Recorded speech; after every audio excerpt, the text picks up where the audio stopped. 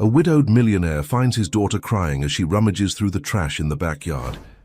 With a trembling voice, she says, "The new mommy threw it away." When he sees what it was, he is devastated, and a restlessness begins to grow inside him. From that moment on, everything changes, including what he thought he knew about his own family. Chapter 1. The Hidden Truth. Emma Wilson frantically searched through the trash can behind her father's suburban home in Oakwood, Connecticut. Tears streamed down her 6-year-old face as she dug through discarded coffee grounds and empty cereal boxes. Her small hands trembled as she pulled out crumpled pieces of paper, letters from her grandmother, and a drawing she had made of her family. "Emma, what on earth are you doing?" Daniel Wilson's voice startled her. He stood at the back, his expression a mixture of confusion and concern. At 38, Daniel still had the athletic build from his college swimming days, though worry lines now creased his forehead more often than not. Stephanie threw away Grandma Rose's letters, Emma sobbed, clutching the soggy papers to her chest. "And my drawing of Mommy." Daniel kneeled beside his daughter, gently taking the wet papers from her hands. "Are you sure, sweetheart? Maybe it was an accident." "No." Emma's voice rose with desperation. "I saw her do it. She waited until you went to work." The little girl's eyes darted toward the house, her voice dropping to a whisper. "Grandma Rose said not to let the mean lady change my medicine. She said, it's important." Daniel's stomach tightened. His mother had passed away 3 months ago after a long illness, and her final weeks had been filled with confused statements that the doctors attributed to medication side effects. He had remarried 6 months before that, perhaps too quickly after losing his wife Jessica to a tragic accident 2 years prior. Stephanie Prescott Wilson had been Jessica's home health aide, and their relationship had developed during those difficult times. "Emma, you shouldn't make up stories about Stephanie," he said carefully. "She takes good care of us." "I'm not lying, Daddy." Emma's small face contorted with frustration. "Grandma wrote it down. It's right here." Before Daniel could respond, the back door swung open. Stephanie stood there, her blonde hair perfectly styled, wearing a cashmere sweater despite the warm spring day.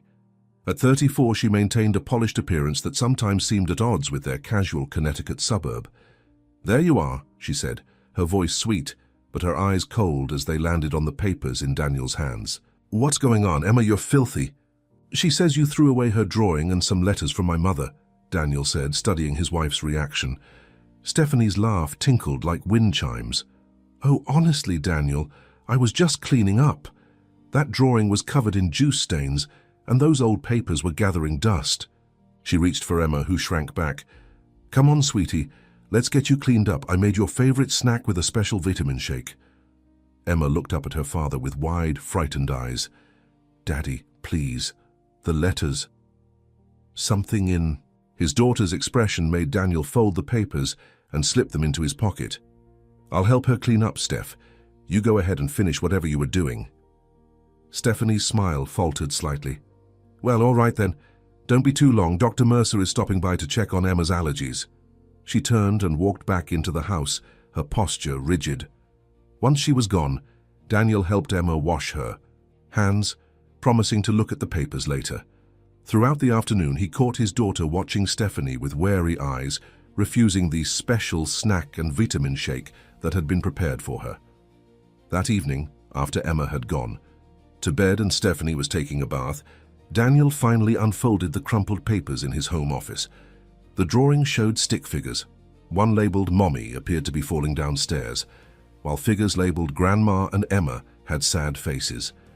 A tall figure with yellow hair stood nearby with what looked like bottles in her hands. The letters were more disturbing. His mother's normally elegant handwriting was shaky but legible. "Daniel, if you're reading this, you've finally started paying attention. Stephanie isn't who she claims to be.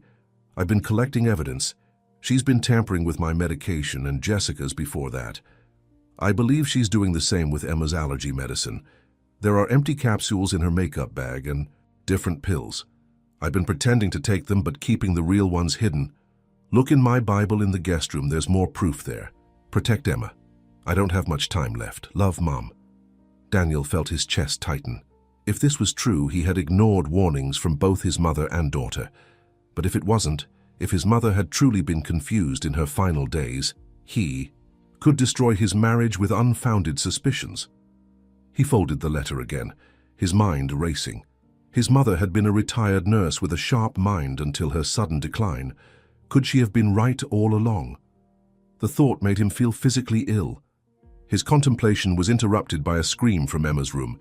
He bolted upstairs to find his daughter covered in hives, her face swollen and breathing labored. Stephanie was already there, holding a small pink pill. "She must have eaten something she's allergic to," Stephanie said, her voice calm but urgent. "Here, sweetie, take this antihistamine." "No!" Emma knocked the pill away, looking at her father with panic. "Daddy, please, not her medicine." Daniel hesitated, caught between trust and doubt. "Let's take her to the ER," he decided, lifting Emma into his arms. "To be safe." "That's ridiculous, Daniel. I can handle this." Stephanie retrieved the pill. "I was a nurse, remember? Trust me." The phrase echoed his mother's warning. Daniel took the pill from Stephanie's hand and pocketed it. "We're going to the hospital."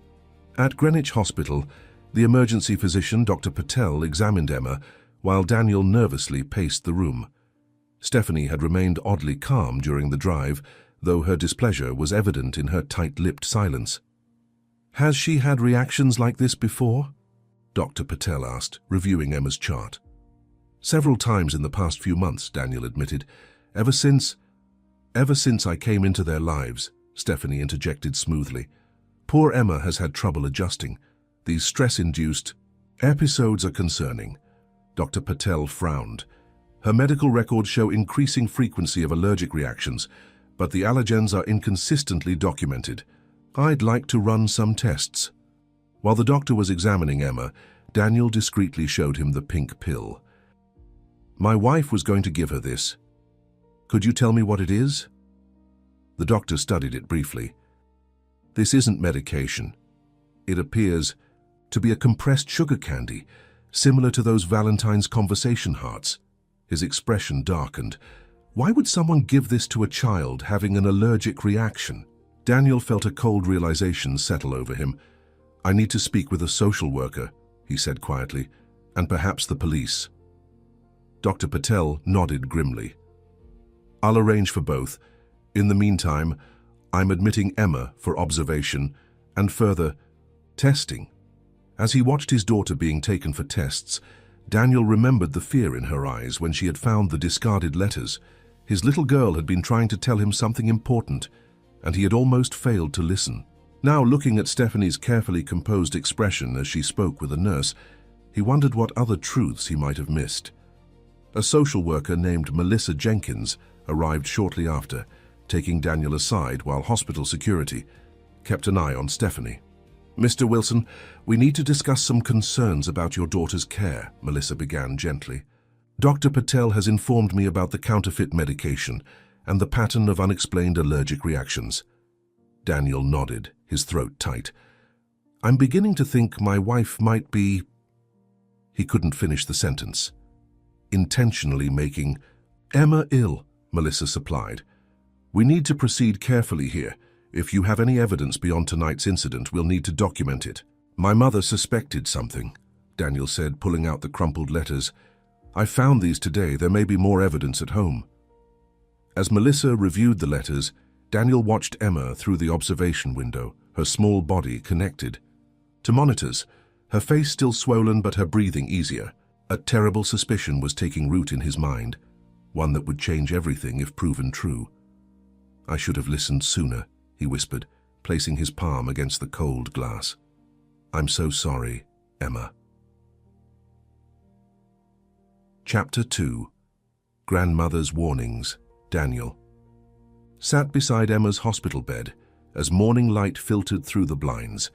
She had finally fallen asleep after hours of tests and treatment. The hives had subsided, but the questions multiplying in Daniel's mind had not. Stephanie had left reluctantly around midnight after the social worker suggested that Emma needed rest. Daniel had pretended to agree that they both shouldn't stay overnight, promising to call if anything changed. The moment Stephanie was gone, he had felt a weight lift from his shoulders. "Mr. Wilson?" A soft voice interrupted his thoughts. Dr. Patel stood in the doorway with a tablet in hand. "May I speak with you outside?" In the hallway, the doctor's expression was grave. "The tests confirm Emma had a significant allergic reaction, but we can't identify a specific trigger from her meal yesterday. More concerning is what we found in her blood work." "What is it?" Daniel asked, his heart pounding. "Traces of a common antihistamine medication, but at much higher doses than would be prescribed for a child her age." Dr. Patel lowered his voice. "This suggests someone may have been giving her medication, then triggering reactions. It's consistent with a condition called factitious disorder, imposed on another." "Munchausen by proxy," Daniel whispered, the term surfacing from some forgotten news article. "Yes, though we prefer the clinical term now. It's a serious form of abuse, where a caregiver fabricates or induces illness in someone under their care." Dr. Patel paused.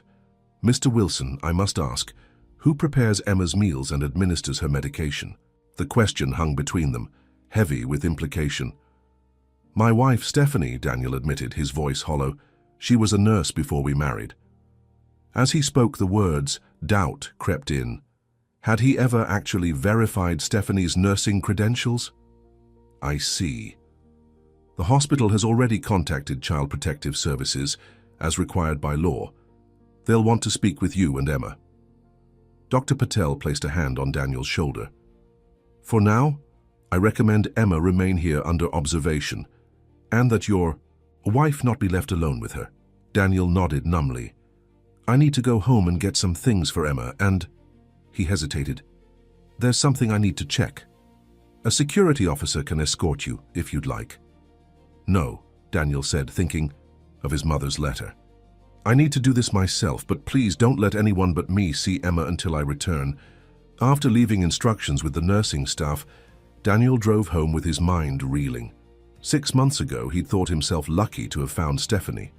She had been compassionate during Jessica's illness, a steady presence after her accident, and seemed to genuinely care for Emma. Now he questioned everything. The house was quiet when he arrived. A note on the kitchen counter informed him that Stephanie had gone grocery shopping. Relief washed over him. He could search without confrontation. Daniel went straight to the guest room where his mother had stayed during her illness. Rose Wilson had been a formidable woman, a retired nurse who raised Daniel alone after his father abandoned them. She had moved in with them after Jessica's accident, helping with Emma until her own health declined rapidly. Too rapidly, he now realized, with growing dread. His mother's Bible still sat on the nightstand. Daniel opened it with trembling hands. Inside, he found a small key taped to the back cover and a note. "Safety Deposit Box, Oakwood Community Bank, Treforth-Threen." Daniel stared at the key. Whatever evidence his mother had collected, she'd been cautious enough to store it securely off-site. Smart, but it also meant he couldn't access it immediately. He searched the room thoroughly, looking for anything else his mother might have left. In the seam of the mattress, he found a small notebook. Inside were dates, times, and observations in his mother's handwriting. March 3rd. Stephanie switched my heart medication again. Kept real pill under tongue. Feel dizzy from whatever she gave me instead. March 10th. Overheard S talking to someone on phone about accelerating the process and insurance policies. Mentioned Emma might need special care after I'm gone. God help me. March 15th. Emma had another allergic reaction after S. Gave her special smoothie. Symptoms don't match her known allergies. The entries continued, documenting suspicious behaviors, overheard conversations, and physical symptoms experienced by both Rose and Emma. The final entry was dated just 3 days before Rose's sudden deterioration that had sent her to the hospital for the last time. Daniel won't believe me. S has him completely fooled. Found something important. Birth certificate, nursing license, both forgeries. Her real name isn't Stephanie Prescott. Previous identity, Veronica Blackwell. Connected to cases in Oregon, Nevada. Evidence in safe deposit box now. If you're reading this, Daniel, Get Emma away from her. Daniel felt sick. He tucked the notebook into his jacket and continued searching. In his mother's old suitcase, he found a burner phone hidden in the lining. The call history showed multiple conversations with someone listed only as Detective M. Before he could investigate further, he heard the garage door opening. Stephanie was home. Daniel quickly replaced everything except the notebook and key and headed downstairs with what he hoped was a casual expression. "Daniel!" Stephanie seemed genuinely surprised to see him. "How's Emma? Why didn't you call me?" "She's stable," he said, watching her carefully. "They want to keep her for observation. I came to get her favorite stuffed animal and some clothes." "I'll pack her things," Stephanie offered, moving toward the stairs. "No need," Daniel said quickly. "I know where everything is. Actually, could you make some coffee? I barely slept."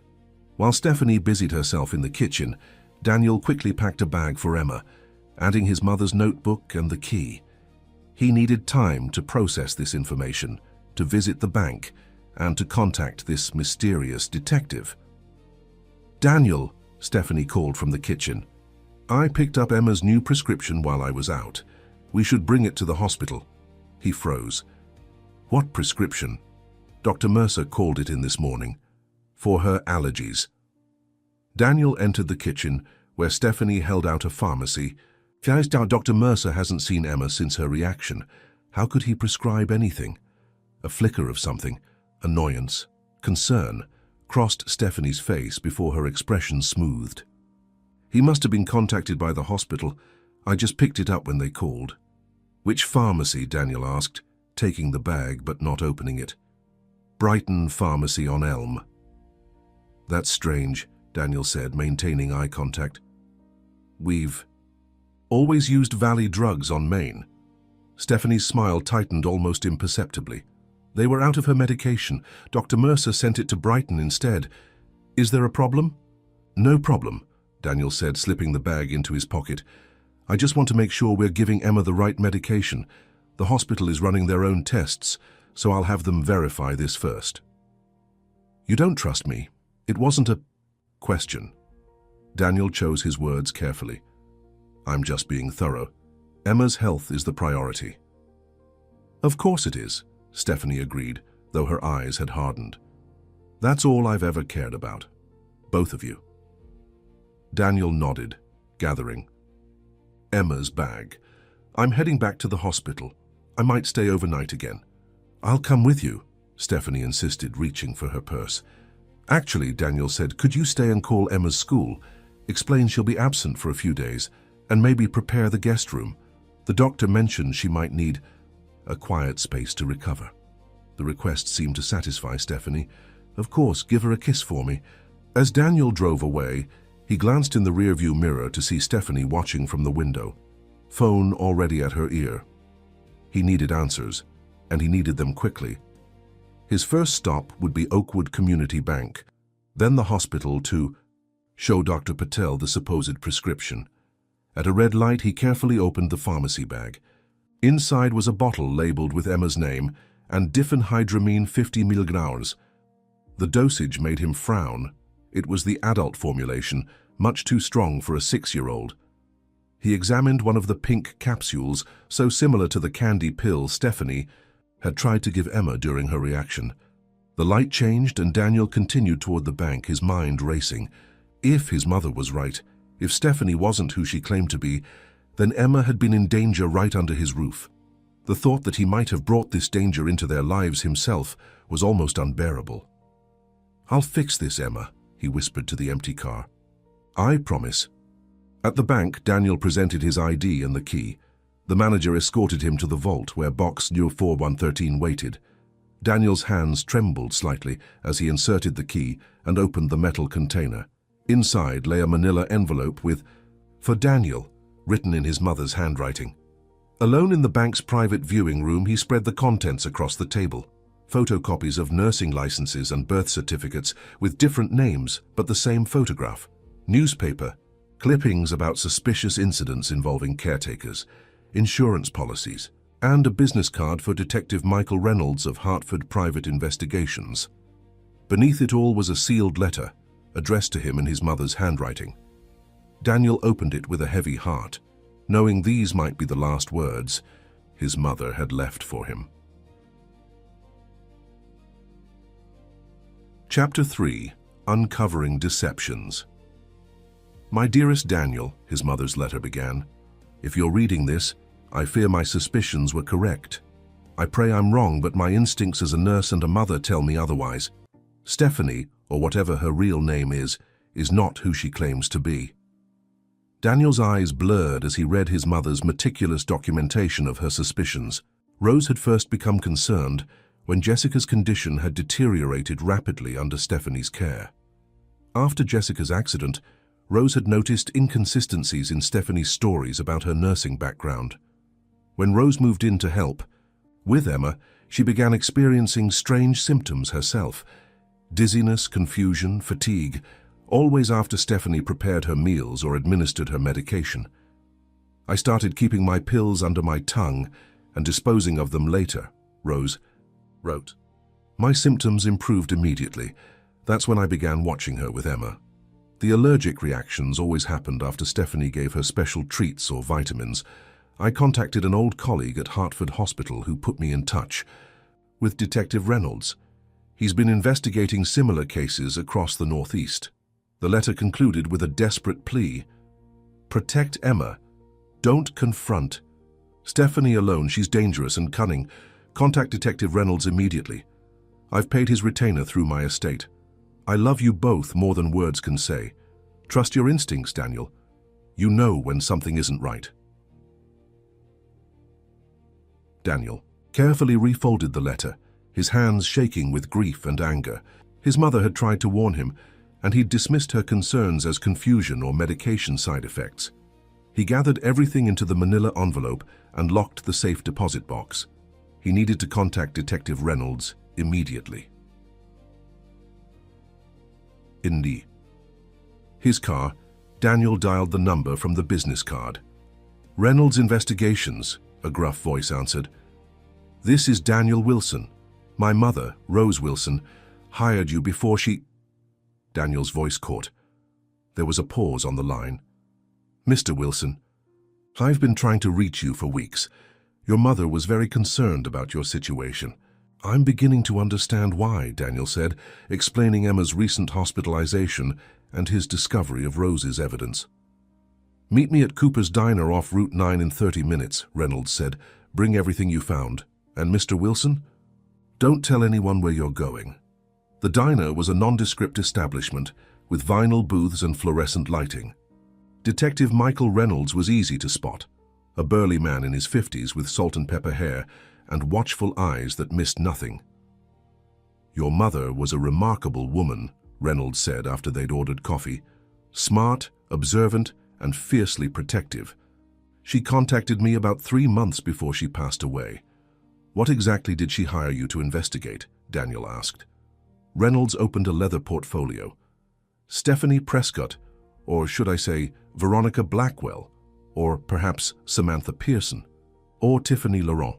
She's used at least 5 different identities that we've documented. He laid out photographs of Stephanie with different hair colors and styles alongside various identification documents. Your mother suspected her of medical manipulation, intentionally making others ill to gain attention, control, or financial benefit.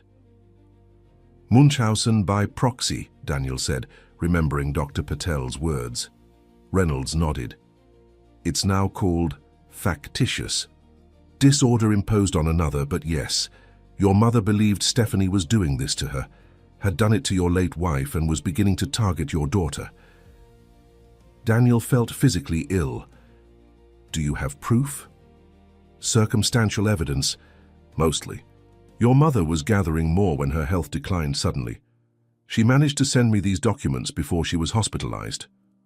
Reynolds pushed a folder across the table. Stephanie, let's stick with that name, has a pattern. She targets vulnerable families, often with medical backgrounds. She establishes herself as a caregiver, then creates medical crises she can manage. Eventually, these crises escalate. Daniel flipped through the folder, his horror growing. There were reports from Oregon, Nevada, and Maine detailing similar. situations. In each case, Stephanie had insinuated herself into families experiencing health crises, assumed caregiver roles, and eventually gained control over finances and medical decisions. What about her nursing credentials? Forgeries.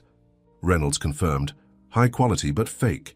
She has enough medical knowledge to be convincing, probably picked up from her victims and extensive research, but she's never been licensed.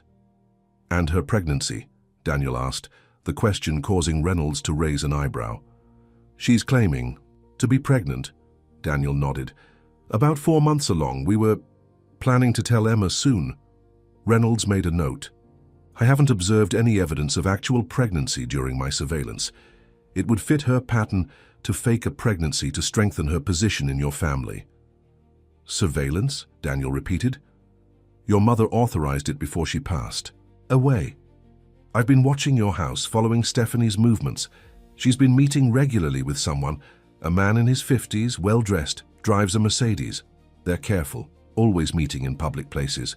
But it's clearly more than casual acquaintance. Dr. Mercer, Daniel said grimly. He's been treating Emma for her allergies since Stephanie came into our lives. Reynolds' eyes narrowed. We should look into his credentials as well. If he's writing prescriptions for medications Emma doesn't need. Daniel pulled out the pharmacy bag. Like this? Stephanie claimed Mercer called it in this morning. It's adult-strength antihistamine. Reynolds examined the bottle carefully. This is concerning. We should have it analyzed. She could be replacing the contents with something else. I need to get back to Emma, Daniel said, checking his watch. She's alone at the hospital, and I don't want Stephanie to visit her without me present. I'll drive separately and keep watch, Reynolds offered. In the meantime, I'll have my associate check on Dr. Mercer's credentials and continue surveillance on your home. As they stood to leave, Reynolds placed a hand on Daniel's shoulder. Daniel, listen carefully. People with this disorder are extremely manipulative. Stephanie has created a carefully constructed reality where she's the hero, the loving wife, the caring nurse. When that reality is threatened, she may become desperate. Don't confront her until we have everything in place. What do you mean? Everything in place? Evidence, witnesses, legal protection for you and Emma. Reynolds' expression was grave. Your mother tried to gather proof, but her health, possibly compromised by Stephanie, prevented her from completing the task. We need to be more careful. My daughter is in danger now, Daniel insisted. Which is why you'll stay with her at the hospital while I set up surveillance. I'll have micro cameras installed in your home tonight while Stephanie is asleep. We need to document what she's doing with medications, food, and any communication with accomplices. Daniel reluctantly agreed to the plan. As they parted in the parking lot, Reynolds handed him a small device. It looks like a key fob but contains a panic button and audio recorder. Keep it with you at all times. Back at the hospital, Daniel found Emma awake and looking better. Her hives had subsided, and she was coloring quietly when he entered. "Daddy!" she exclaimed, her face lighting up. "You came back!" "Of course I did, sweetie." He hugged her tightly, inhaling the familiar scent of her hair. "I'll always come back for you." Emma's expression grew serious. "Is she here?" "No, Stephanie's at home." Daniel sat on the edge of the bed. "Emma, I need to ask you something important. Has Stephanie ever given you medicine that made you feel funny or sick?" Emma nodded slowly. "The special vitamins make my tummy hurt, and sometimes the smoothies make my face all hot and itchy." Her voice dropped to a whisper. "Grandma Rose said not to drink them, but Stephanie gets mad if I don't." "Did Grandma Rose tell you anything else about Stephanie?" Emma's eyes filled with tears. "She said Stephanie isn't nice like she pretends. She said to always tell you if Stephanie tries to give me medicine." She clutched her father's hand. "I tried to tell you, Daddy, I really did." "I know, sweetheart. I'm sorry I didn't listen better." Daniel felt a lump in his throat. "But I'm listening now, and I promise nothing bad will happen to you." A nurse appeared in the doorway. "Mr. Wilson, your wife is at the nurse's station asking to see Emma." Daniel tensed. "Please tell her Emma is resting and can't have visitors. Right now." "She's insisting. Says she brought medication that Emma needs." Emma doesn't need any medication except what Dr. Patel has prescribed, Daniel said firmly. Please inform security if she continues to insist. The nurse nodded and left. Daniel turned back to Emma, trying to keep his expression calm despite the turmoil inside him. Everything's going to be okay, Em. I promise. Is Stephanie in trouble? Emma asked, surprisingly perceptive. Daniel chose his words carefully. Stephanie has been making some bad choices that might have been making you sick. The doctors are helping us figure it out. Like how Mommy got sick? Emma asked innocently. The question hit Daniel like a physical blow. What do you mean, sweetheart? Emma looked down at her coloring book. I heard Grandma Rose telling her friend on the phone. She said Stephanie made Mommy's medicine wrong on purpose. Is that true, Daddy? Daniel struggled to maintain his composure. I don't know, Emma. But we're going to find out. A soft knock interrupted them. Dr. Patel entered with a tablet in hand. Good news, Emma. Your tests look much better today. If things continue improving, you might go home tomorrow. Daniel caught the doctor's eye. Actually, Doctor, I'd like to speak with you privately about Emma's home situation. Of course, Dr. Patel replied. Emma, the art therapist, is in the playroom if you'd like to join the other children for a while. Once Emma had left with a nurse, Daniel explained everything. The evidence his mother had collected, Detective Reynolds' investigation, the falsified credentials, and the suspicious prescription. Dr. Patel listened attentively, his expression growing increasingly concerned. This is very serious, Mr. Wilson. If what you're saying is true, Emma has been subjected to medical abuse. We can't release her into that environment. I understand, Daniel said. I'm planning to take Emma to a hotel until I can arrange for a restraining order against Stephanie. That's wise, Dr. Patel agreed. I'll document my medical concerns officially, which will help with any legal proceedings, and I'll alert hospital security about your wife's unauthorized medication. As they finished talking, Daniel's phone buzzed with a text from Reynolds. S left hospital, following her to office building downtown. Dr. M works there, continuing surveillance. Daniel showed Dr. Patel the message. Detective Reynolds is helping me gather evidence. We need to document everything Stephanie has been doing. I'll have our hospital pharmacist analyze that prescription she brought, Dr. Patel offered. If the contents don't match the label, that's concrete evidence of tampering. Another text from Reynolds appeared. S and Dr. M in heated conversation. Taking photos, we'll update soon. Daniel stared at his phone, a mixture of relief and dread washing over him. The truth was finally coming to light, but what would Stephanie do when cornered, and how much damage had she already done to his family? Chapter 4. Shattered Trust. That evening, Daniel sat beside Emma's hospital bed watching her sleep. Her small face was peaceful now. The angry red hives finally subsided. A children's movie played quietly on the room's TV, casting soft blue light across the darkened room. He held his daughter's hand, his mind racing with everything he'd learned in the past 24 hours. His phone vibrated. Another text from Reynolds. Cameras installed. S returned home, agitated, making phone calls, audio recording. Stay where you are until morning.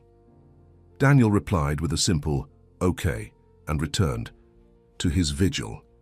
The thought that Stephanie, the woman he had married, had trusted with his daughter, might have been systematically harming his family was almost too terrible to comprehend. And yet, the evidence was mounting.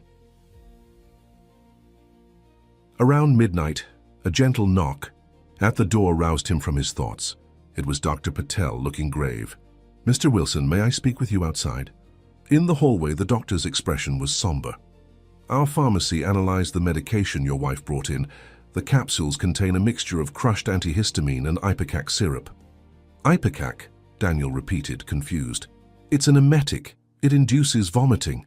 Years ago, it was kept in homes as an emergency treatment for poisoning, but it's no longer recommended for that purpose.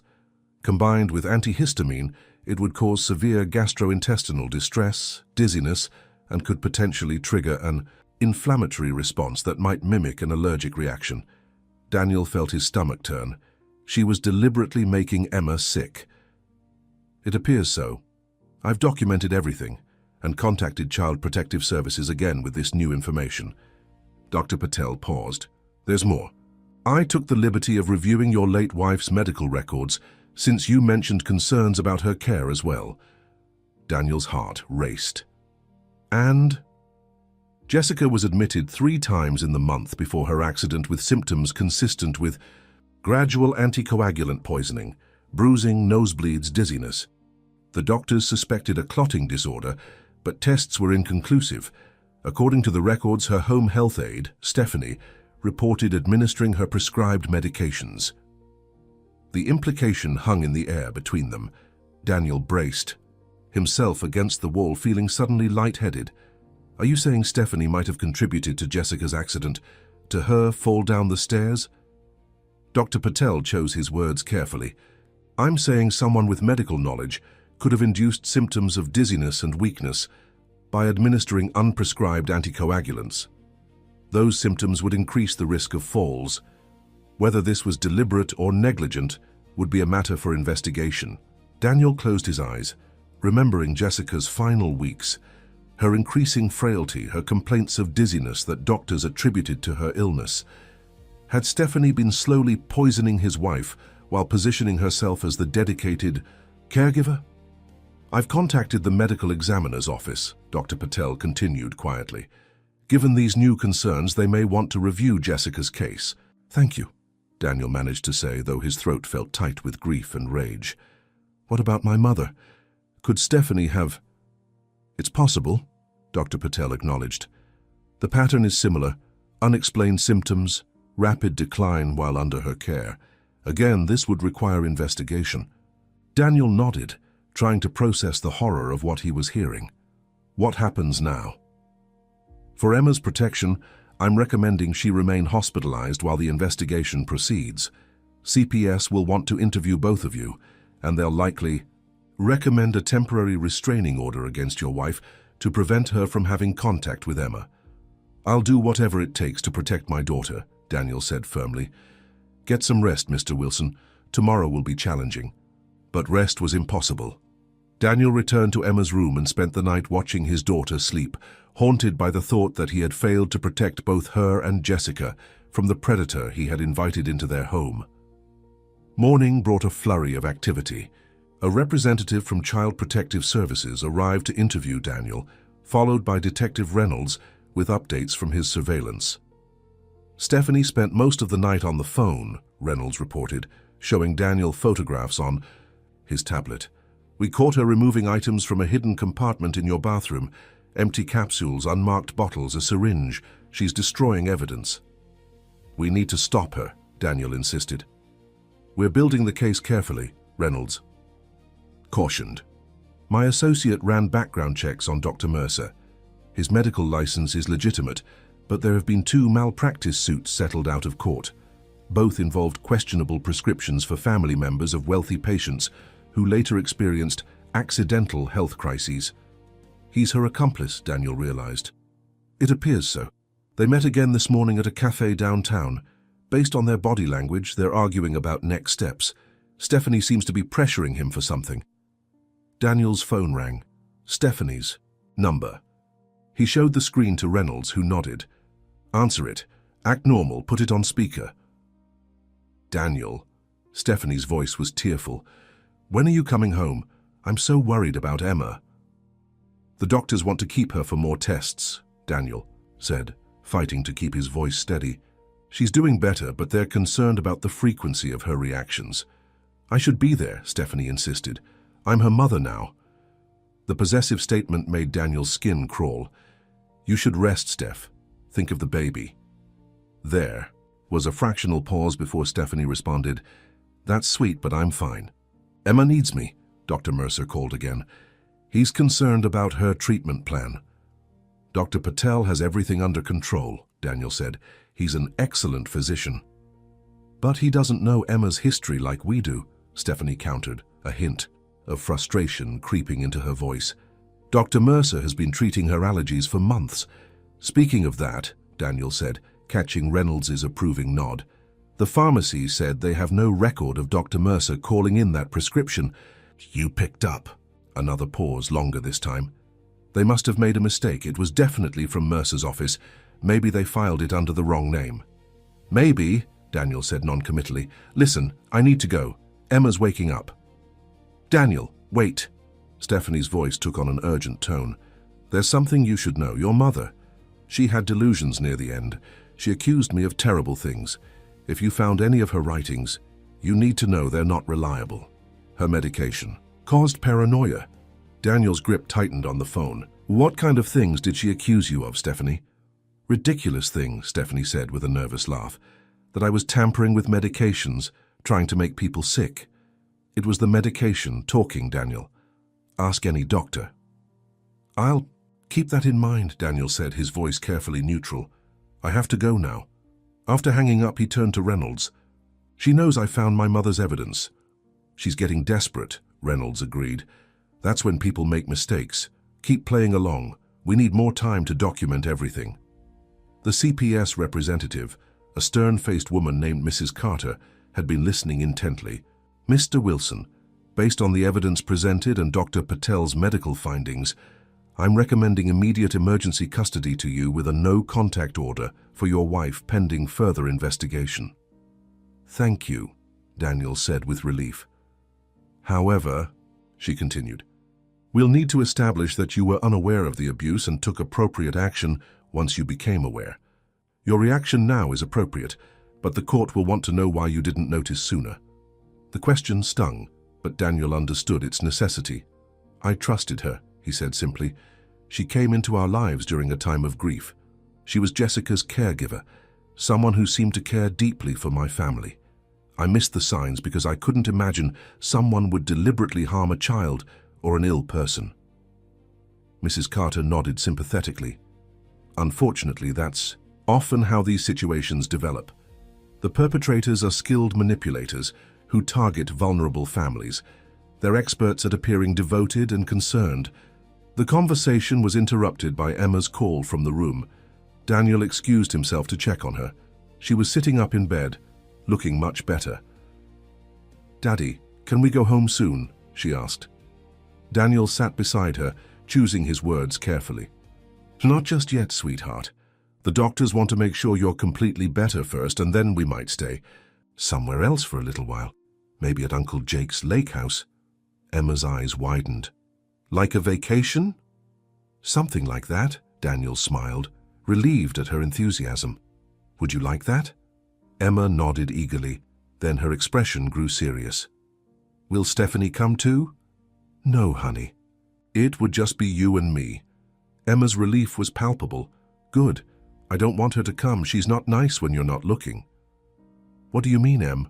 Daniel asked gently. Emma looked down at her hands. She gets mad if I don't take the special vitamins. She said if I told you about them, she would send me away to a hospital for bad children, and you wouldn't want me anymore. Daniel felt a surge of protective rage. Emma, look at me, he said, lifting her chin gently. Nothing Stephanie says is true. I will always want you. You're the most important person in my world, and nothing could ever change that. Tears welled in Emma's eyes. Promise? I promise with all my heart, Daniel said, hugging her tightly. And you're not in trouble for telling me the truth. You were very brave.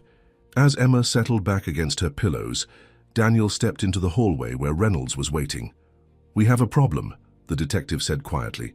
Stephanie just withdrew $10,000 from your joint account and purchased a train ticket to New York, departing in 2 hours. She's running, Daniel realized. Looks that way. I've notified local police, but we don't have enough for an arrest yet. The evidence is still circumstantial, Daniel thought quickly. What if I confronted her, got her to admit what she's been doing? Too risky, Reynolds warned. She's cornered now, which makes her dangerous. Let the police handle this. But Daniel wasn't listening anymore. His phone had buzzed with a text from Stephanie. Coming to hospital now. We need to talk about Emma's future. I know what's best for her. He showed Reynolds the message. She's coming here. This might be our only chance to get a confession. Reynolds considered this. We could wire you up. Have officers standing. But Daniel, be careful. Don't accuse her directly. Lead her into admissions. I know what to do, Daniel said grimly. I've spent months watching her manipulate everyone around her. It's time she got a taste of her own medicine. Chapter 5. Confrontation. The hospital conference room felt too small, too sterile for the confrontation that was about to unfold.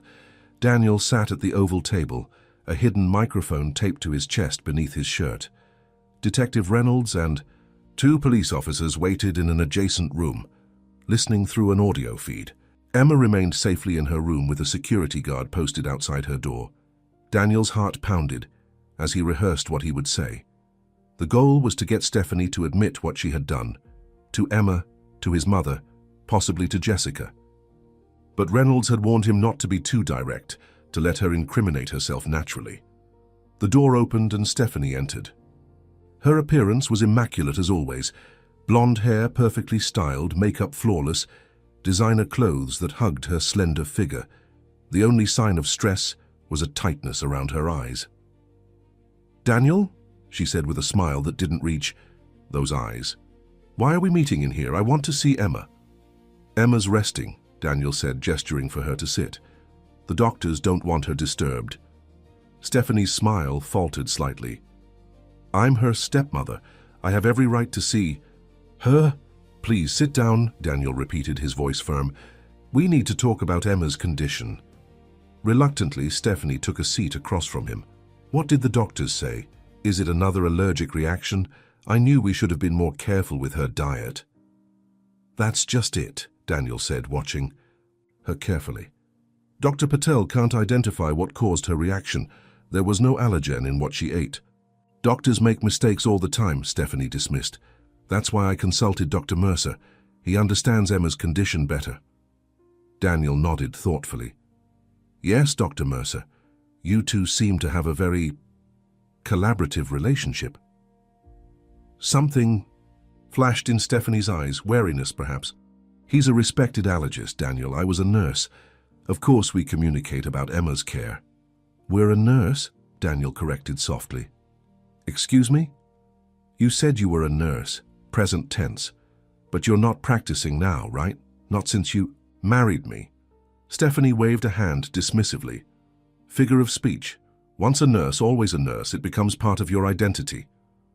"Like your identity as Veronica Blackwell?" Daniel asked, keeping his tone conversational. "Or was it Samantha Pearson in Oregon?" The color drained from Stephanie's face, but she recovered quickly. "I don't know what you're talking about. Is this some kind of joke?" "No joke," Daniel said, sliding a copy of one of the documents from his mother's safe deposit box across the table.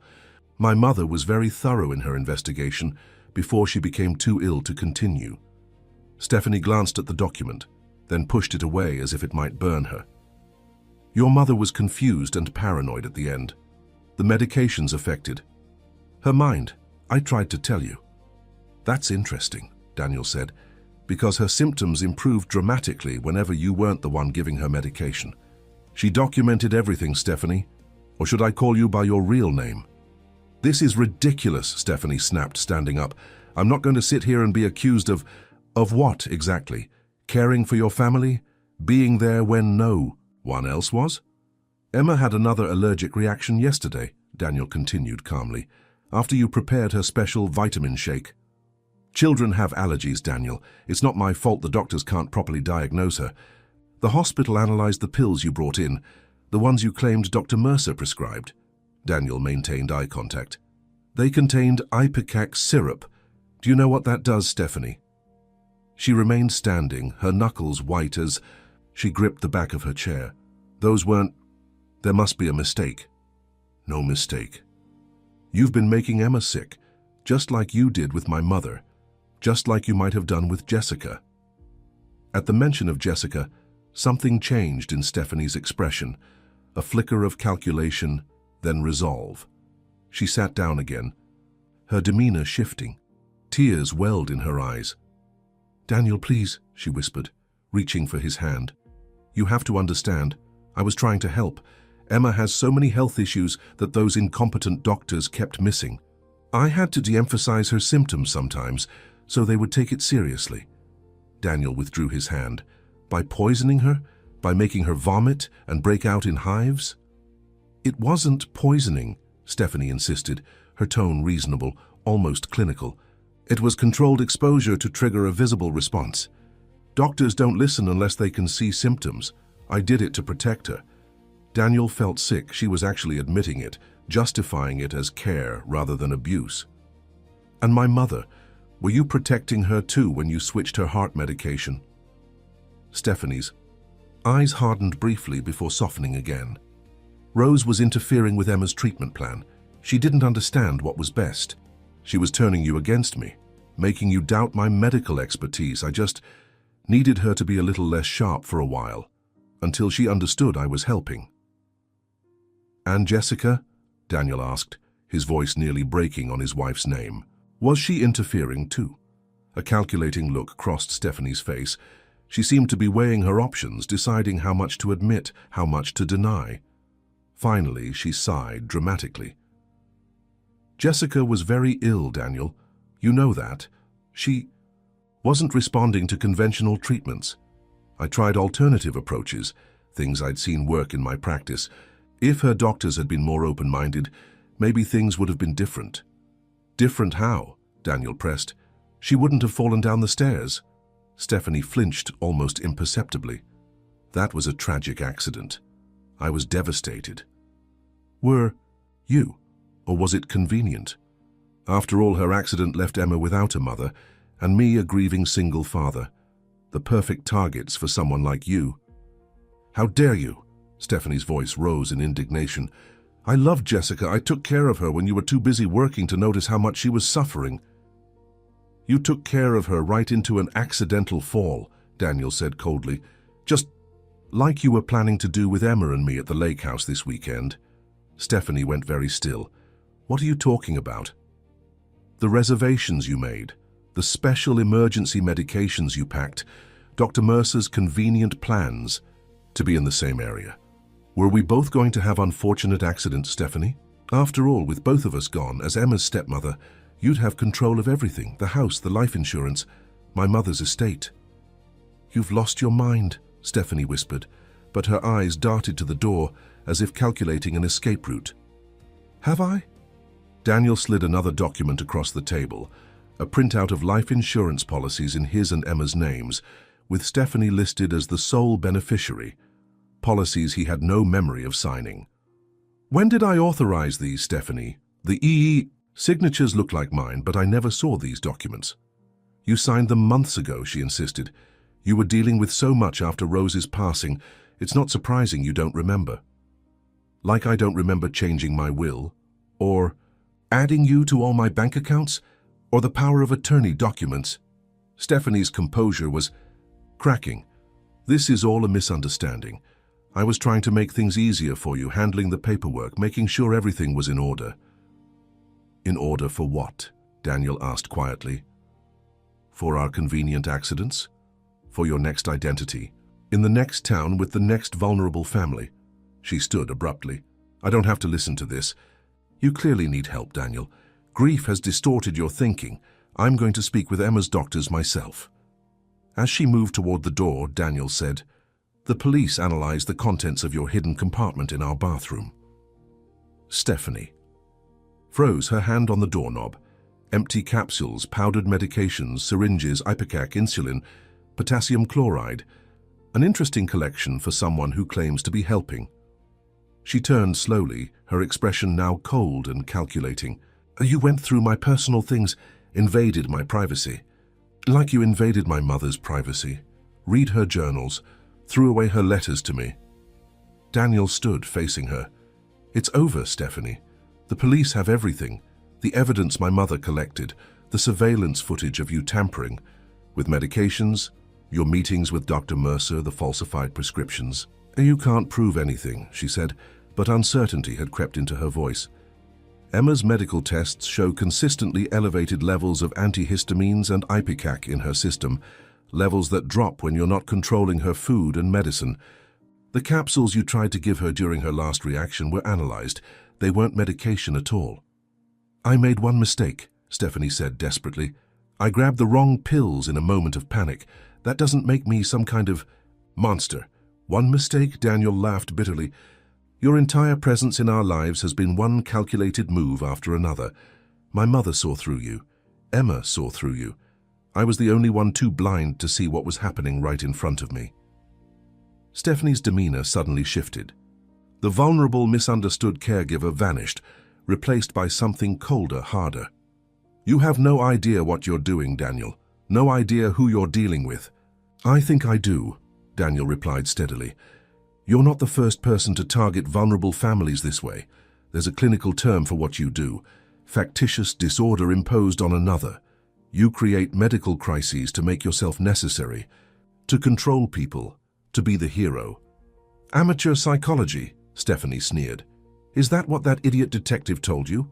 Reynolds has been following me for weeks. Did he tell you that? Did he tell you he tried to interfere in my previous marriages? Too, he's obsessed with me." The admission that she knew Reynolds, that she was aware of his investigation, hung in the air between them. "Previous marriages," Daniel repeated. "So, you admit there were others before me? Other families you infiltrated? Other children you made sick?"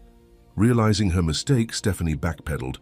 "That's not what I meant. I had one previous marriage that ended amicably. Reynolds has some kind of vendetta. He's feeding you lies." "Then explain the multiple identities," Daniel challenged. "Explain the falsified nursing credentials. Explain why Emma gets sick only when you're caring for her." "Coincidences, misunderstandings. Your paranoia." Her voice rose with each denial. "I did everything for this family, everything. When no one else cared enough, I was there.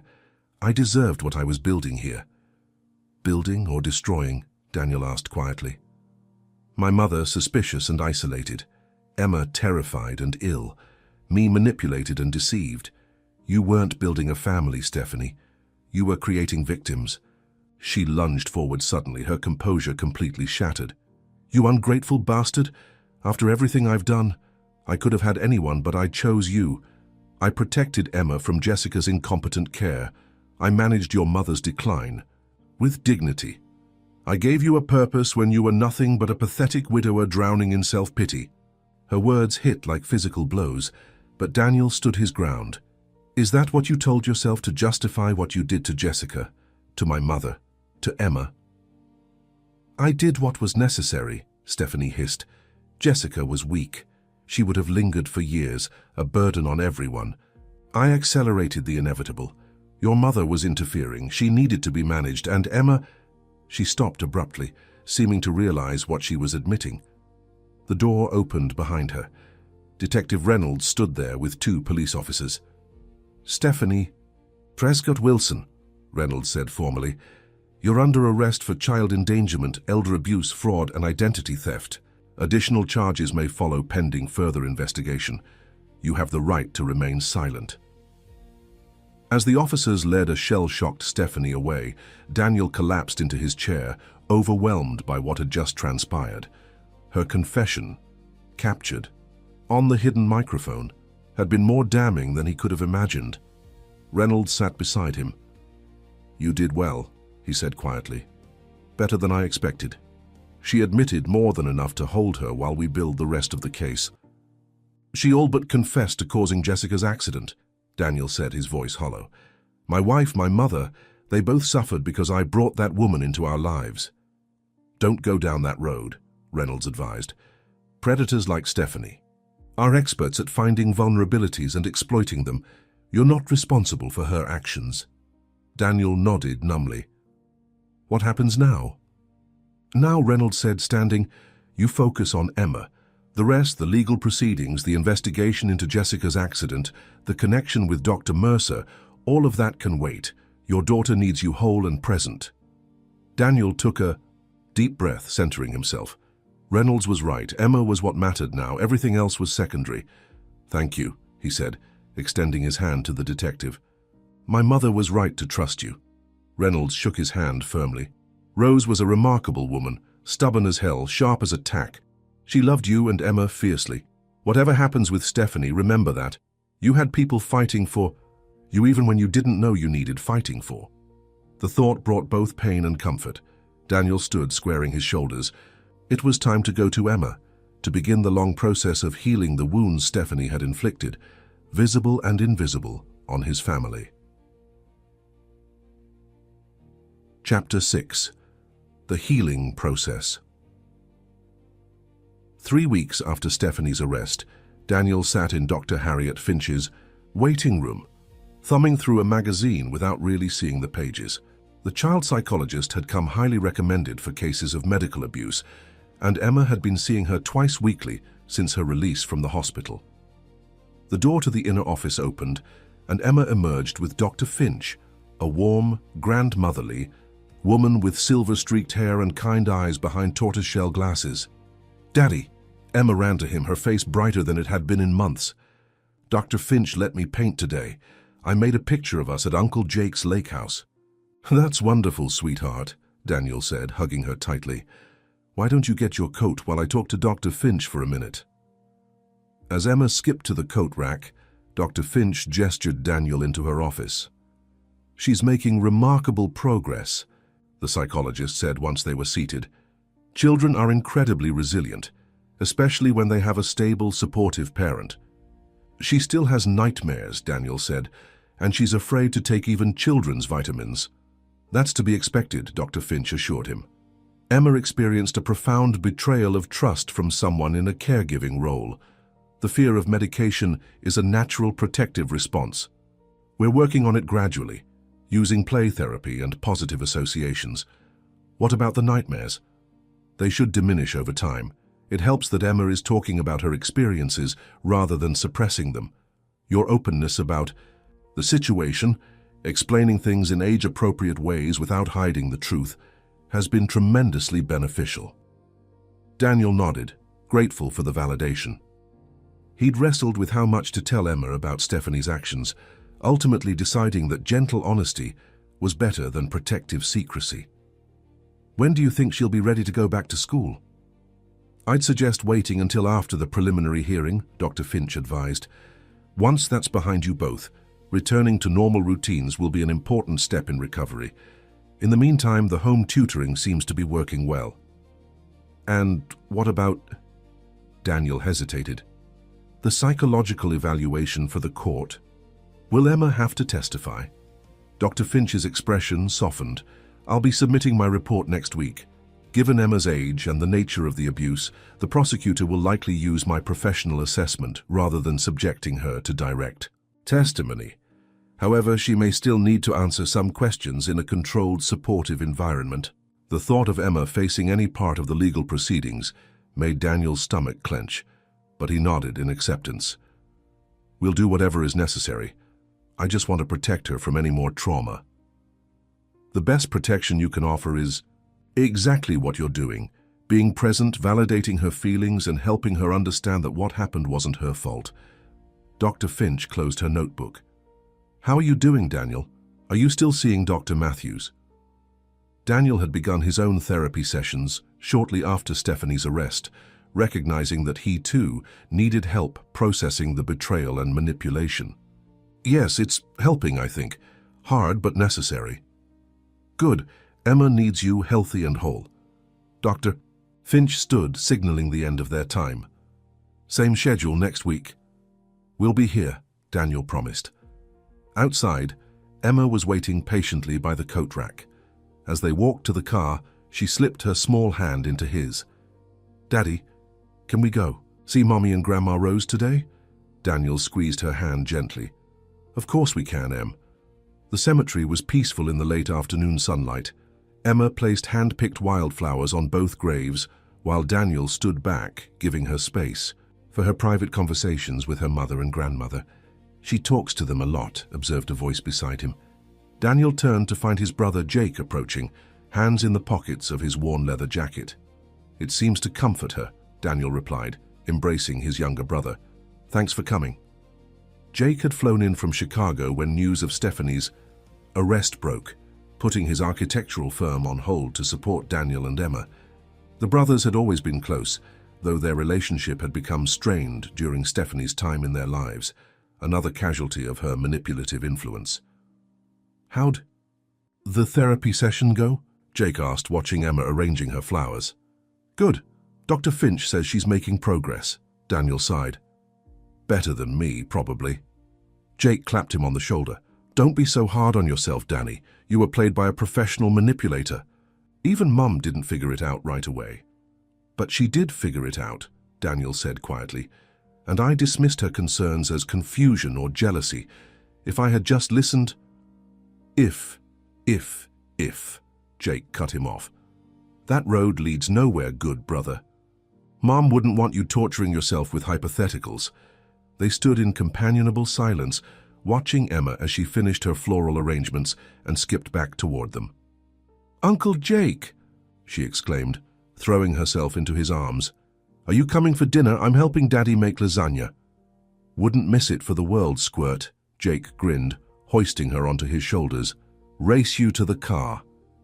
As Jake galloped away, with a giggling Emma, Daniel lingered a moment longer at the graves. "I'm sorry," he whispered. "I'm trying to make it right. For all of us." Back at home, they had moved temporarily into Jake's lake house while their own home was being prepared for sale. Emma bustled around the kitchen, carefully tearing lettuce leaves for salad, while the brothers prepared the main dish. "So," Jake said casually, layering noodles in the baking dish. "Heard anything about the hearing?" Daniel glanced at Emma, then lowered his voice. "Reynolds called this morning. They've built a solid case. Multiple identities, falsified credentials, evidence of medical tampering. Dr. Mercer is cooperating in exchange for a plea deal. Apparently, he's provided details about their arrangement going back years." "And Jessica's case?" Daniel shook his head slightly, indicating they would discuss it later. "Emma, honey, why don't you set the table, the fancy way like Grandma Rose taught you?" Pleased with the important task, Emma scampered off to arrange plates and silverware in the dining room. "The medical examiner has reopened the investigation," Daniel said once she was out of earshot. "Based on the new evidence and Stephanie's partial confession, they're treating Jessica's fall as suspicious rather than accidental. There's talk of exhumation to test for traces of anticoagulants or other substances." Jake winced. "Jesus, Danny, can you handle that? Digging everything up again, literally and figuratively?" "I have to," Daniel said firmly. "For Jessica, for Mom, for Emma. The truth matters, no matter how painful." Their conversation was interrupted by the ringing of Daniel's phone. It was Reynolds. "Daniel, we have a situation," the detective said without preamble. "Stephanie's been granted bail." Daniel felt the blood drain from his face. "How is that possible? She's a flight risk with multiple identities." Her attorney argued that she has medical needs that can't be adequately addressed in custody. Pregnancy complications. "She's not even really pregnant," Daniel hissed, moving further from the dining room where Emma was carefully arranging napkins. "The ultrasound confirmed it was fake, a silicone prosthetic." "I know," Reynolds said grimly, but her attorney submitted medical documentation from Dr. Mercer claiming otherwise, and the judge erred on the side of caution. "She's under house arrest with an ankle monitor, but she's out," Daniel finished, a cold dread settling in his stomach. "Where? Not in our house?" "No. She's staying with a cousin in Hartford. There's a restraining order in place. She can't come within 500 feet of you or Emma, and she surrendered her passport." "That won't stop her," Daniel said, thinking of the multiple identities they'd uncovered. "She'll find a way around the pole. Restrictions if she wants to. We've increased patrols in your area, and I've assigned an officer to keep an eye on the lake house. This is just temporary, Daniel. The evidence against her is overwhelming." After hanging up, Daniel stood motionless.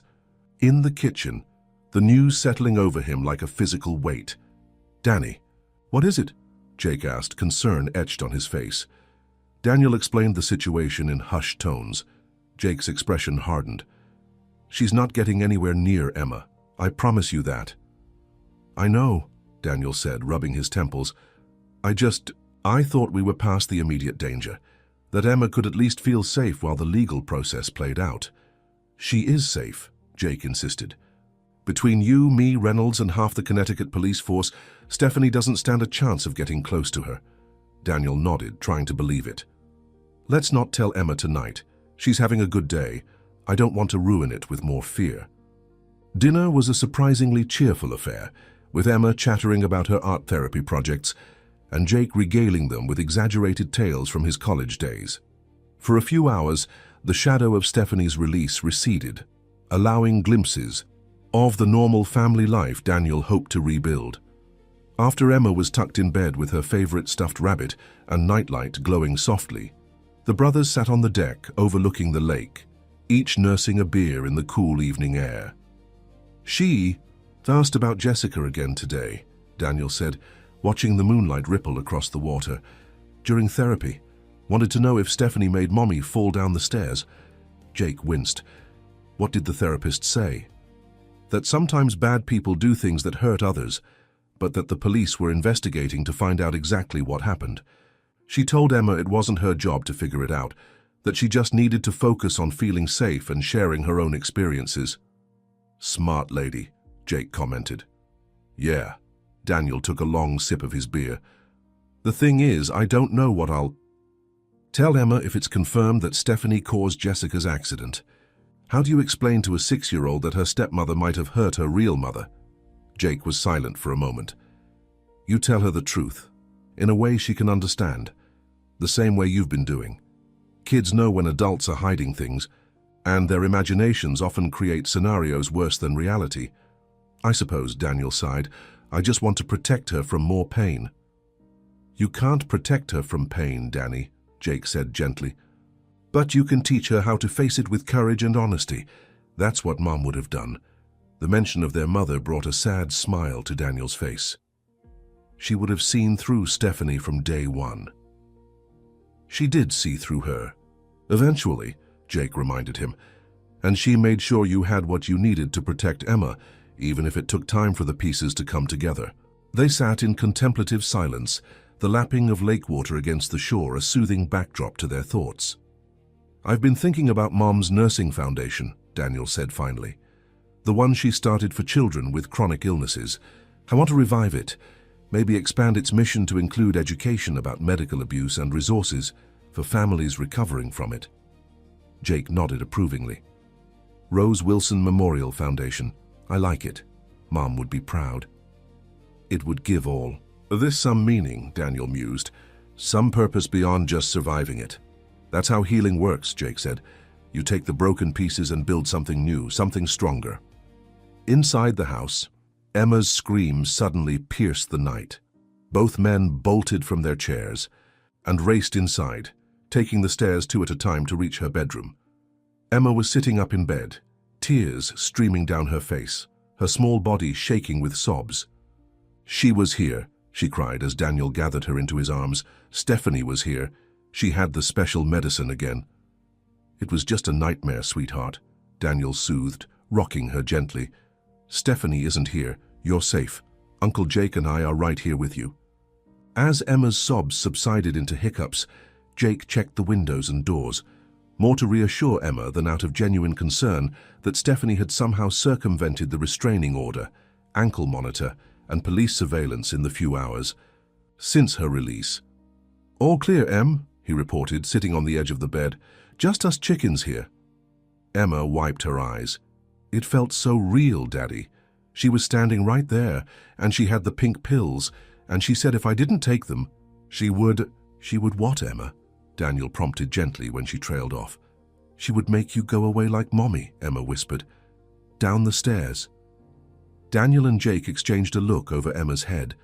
Even in nightmares, the truth had a way of surfacing. "Emma, listen to me," Daniel said firmly, tilting her chin up to meet his eyes. "Stephanie can never hurt us again. She can't come near us. There are policemen making sure of that, and Uncle Jake and I will always protect you." Emma nodded, still trembling slightly. "Can I sleep in your room tonight?" "Of course you can," Daniel assured her. As he carried her toward the master bedroom, he couldn't help but glance back at the shadows of her room, a chill running down his spine despite his confident words to his daughter. Stephanie was out there somewhere, under house arrest, but still a lurking threat. And despite all the legal protections and reassurances, Daniel knew one fundamental truth about the woman who had infiltrated their lives. She would not give up easily on what she considered hers. Chapter 7. Truth and reconciliation. The courtroom was hushed as Daniel took the witness stand. 6 months had passed since Stephanie's arrest, and the trial was finally underway after numerous delays and legal maneuvers. Daniel straightened his tie, his eyes briefly meeting Jake's in the gallery where his brother sat beside Emma's therapist, Dr. Finch. Emma herself was at school. They had all agreed that the courtroom was no place for her, though her recorded testimony had been presented earlier in the proceedings. Mr. Wilson, the prosecutor Andrea Levine, approached the stand. Could you describe for the court how you came to suspect that your wife was deliberately causing your daughter's medical issues? Daniel took a deep breath. It began with finding letters my mother had written before she became ill. She had noticed patterns in Emma's allergic reactions. They only occurred when Stephanie prepared her food or administered her medication. My mother had been documenting her suspicions and collecting evidence. And why do you think your mother was suspicious of the defendant? Objection, Stephanie's attorney called out. Calls for speculation. I'll rephrase, Ms. Levine said smoothly. Mr. Wilson, did your mother communicate her specific concerns to you before her illness? She tried to, Daniel admitted, regret evident in his voice. But I dismissed them as confusion or medication side effects. It wasn't until I found her hidden documentation and Emma had another serious reaction that I began to seriously consider the possibility. As Daniel continued his testimony, he avoided looking at Stephanie, who sat at the defense table in a modest beige dress, her hair pulled back in a simple ponytail, a stark contrast to her usual polished appearance. Her attorney had clearly advised a makeover to appear more sympathetic, less calculating. The prosecution methodically built their case: the falsified medical credentials, the pattern of induced illness, the multiple identities, the financial motives. The defense strategy focused on portraying Stephanie as a well-meaning but misguided caregiver who had genuinely believed Emma needed medical intervention, a desperate attempt to reframe intentional harm as overprotective concern. When the redirect examination concluded, Daniel stepped down from the witness stand feeling drained but relieved. His testimony was over, and he had done his best to convey the truth of what their family had endured. Outside the courthouse, Reynolds waited with an update on the investigation into Jessica's accident.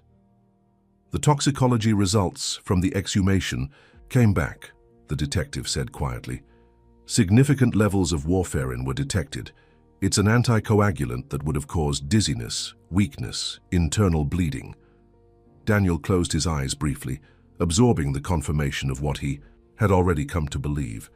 So Jessica didn't simply fall, she was being poisoned. Systematically, Reynolds confirmed. The ME believes the warfarin would have caused severe disorientation and weakness in the days leading up to her fall. Given Stephanie's role as her caregiver and her access to medications, she'll face additional charges? Reynolds nodded. The DA is preparing to file them once this trial concludes.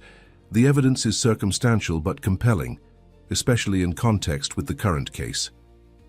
As they walked toward the parking lot, Daniel asked the question that had been nagging at him.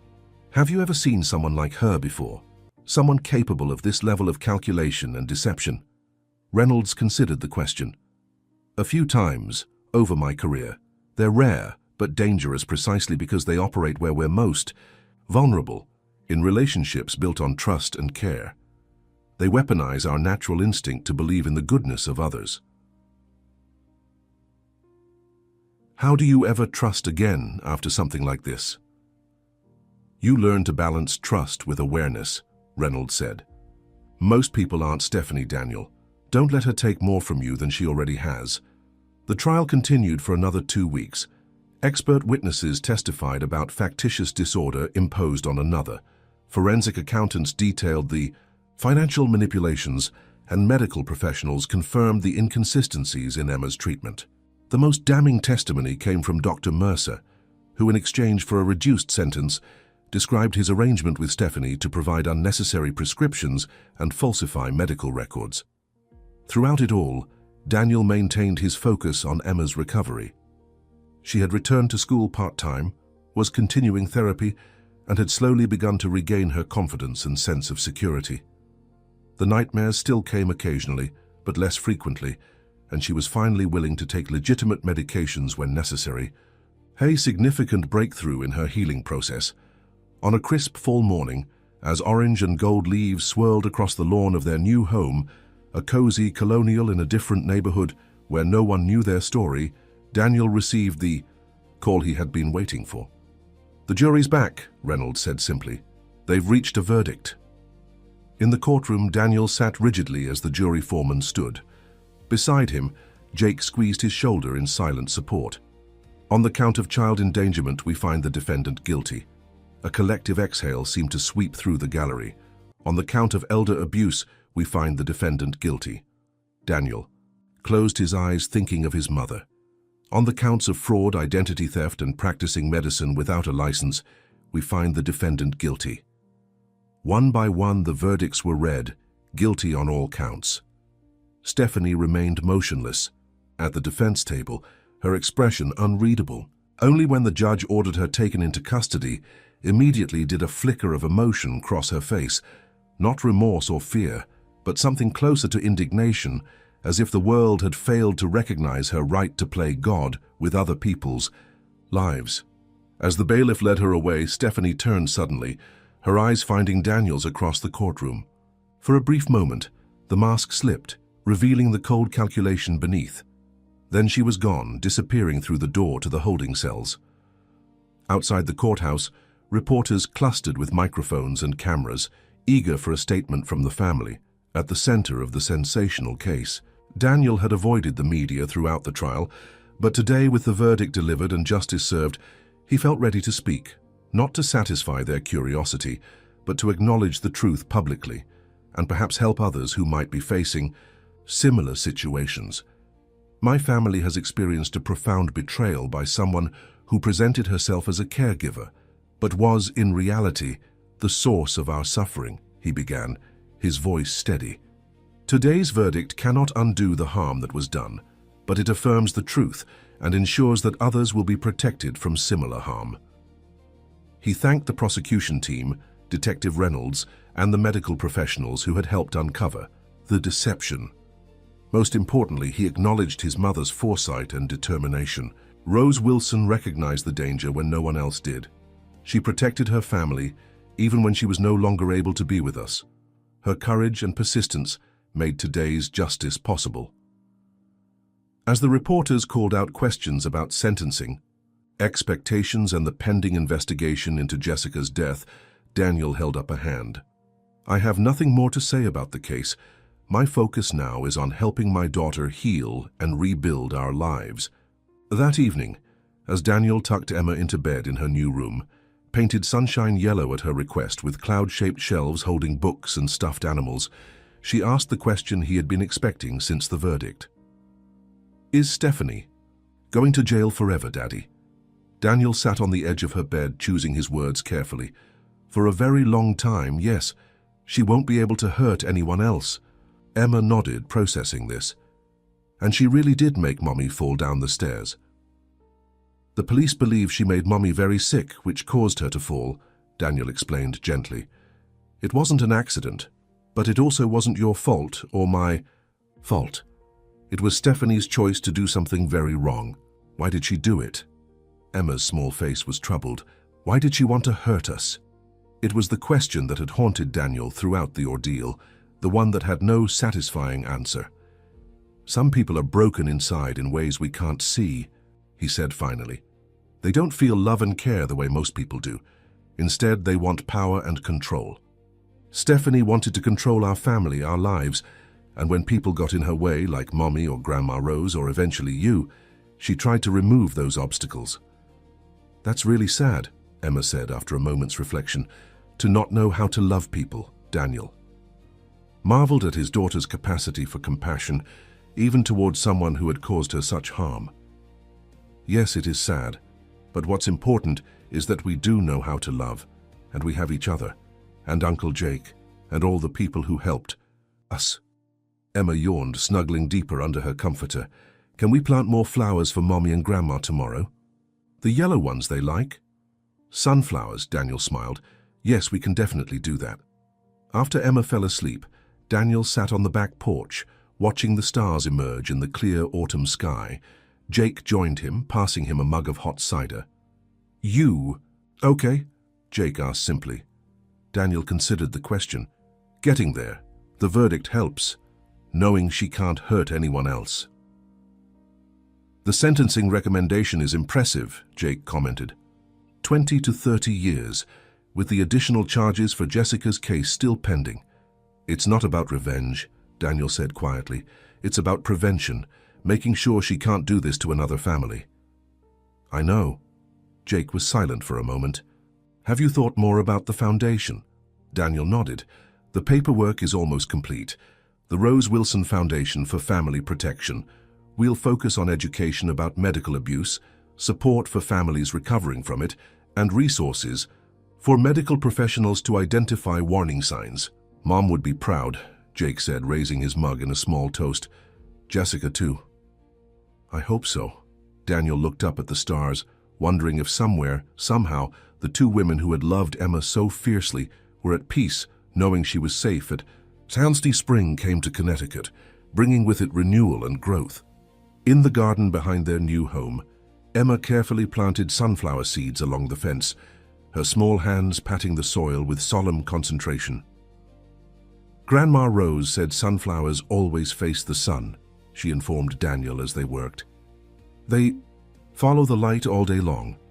"That's right," Daniel smiled. "It's called heliotropism, turning toward the light." "Like us," Emma said with the simple wisdom of childhood.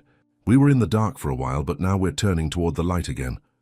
Daniel paused, struck by the profound truth in her observation. "Exactly like us, Em." Later that afternoon, they visited the newly established offices of the Rose Wilson Foundation. The modest space in downtown Hartford featured photographs of Rose and Jessica on the walls, alongside educational materials about medical abuse and family protection. The Foundation's first initiative, a training program for healthcare providers, to recognize signs of factitious disorder imposed on another, had already garnered interest from hospitals across New England. Daniel had found purpose in transforming their painful experience into protection for others, while Emma had embraced her role as the Foundation's junior ambassador, sharing her story in age-appropriate ways with other children affected by medical abuse. As they walked through the office, Emma proudly showing Jake the new children's corner she had helped design, Daniel felt a sense of peace that had eluded him for so long. The road to healing wasn't linear or predictable.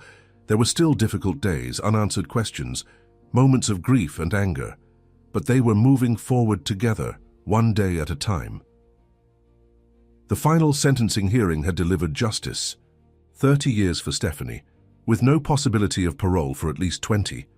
Dr. Mercer received 15 years for his role as an accomplice. The additional investigation into Jessica's death had resulted in involuntary manslaughter charges, ensuring that Stephanie would likely spend the rest of her life in prison. But justice, while necessary, was only part of their journey. The harder work, rebuilding trust, processing trauma, creating new traditions and memories, continued daily. Emma's resilience inspired Daniel's own healing. Together, they were learning that survival itself was an act of defiance against those who had sought to harm them. That evening, as a spring thunderstorm rolled through, Emma asked to sleep in Daniel's room. These requests came less frequently now, but Daniel welcomed them, understanding that recovery had its own timeline. "Daddy," Emma whispered as lightning illuminated the room, "do you think the bad feelings will ever go away completely?" Daniel stroked her hair gently. "I think they'll get smaller and visit less often, and we'll get stronger at handling them when they do come." Emma considered this. "Dr. Finch says scars are proof that we're stronger than whatever tried to hurt us." "Dr. Finch is very wise," Daniel smiled. "I have scars inside," Emma said thoughtfully. "You can't see them, but they're there." "I have them too," Daniel admitted. "But you know what? Those scars connect us to each other, and to Mommy and to Grandma Rose. They're part of our story now." Emma nodded, seemingly satisfied with this perspective. "Our story isn't over, though. We get to write the next chapters ourselves." Daniel kissed her forehead, marveling at her insight. "That's exactly right, Em. and they're going to be beautiful chapters. As Emma drifted to sleep, Daniel reflected on their journey from darkness to light. The truth had been painful, but necessary. The healing was ongoing but possible, and the future, despite everything they had endured, held promise. Outside, the storm began to subside, rain giving way to gentle spring moonlight. In a few months, the sunflowers would stand tall in their garden, faces turned toward the light, a living symbol of resilience, growth, and the endurance